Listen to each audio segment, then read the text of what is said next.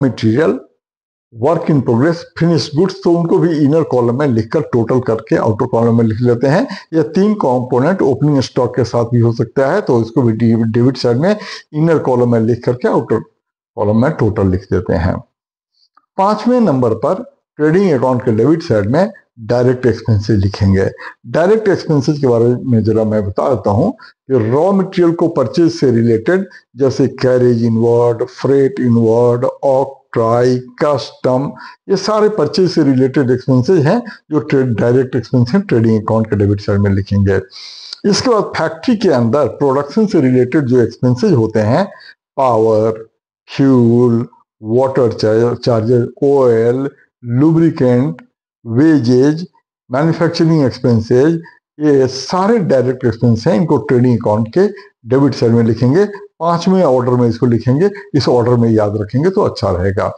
इसके बाद trading account को बैलेंस करते हैं। अगर क्रेडिट का टोटल ज्यादा है तो डेबिट साइड में उसे कॉपी करते हैं, और जो डिफरेंस होता है, जो शॉर्टेज होता है डेबिट का, उसको ग्रॉस प्रॉफिट आगे CD कैरी डाउन लिख देते हैं। और अगर डेबिट का टोटल ज्यादा है तो क्रेडिट साइड में बाय ग्रॉस लॉस CD लिखते हैं। अगर ग्रॉस प्रॉफिट है तो उसको प्रॉफिट एंड लॉस अकाउंट के क्रेडिट साइड में कॉपी कर लेते हैं by gross profit brought down. और ग्रॉस लॉस है तो प्रॉफिट एंड लॉस अकाउंट के डेबिट साइड में लिख देते हैं to gross loss brought down. फिर प्रॉफिट एंड लॉस अकाउंट को बैलेंस करते हैं।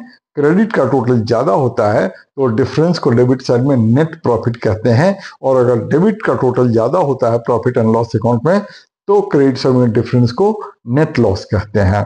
इस नेट प्रॉफिट को बैलेंस शीट के लायबिलिटी साइड में कैपिटल में ऐड कर देते हैं, और नेट लॉस हो तो कैपिटल से लेस कर लेते हैं। अगर ड्राइंग क्वेश्चन में दिया हो तो ड्राइंग को भी कैपिटल से लेस कर लेते हैं।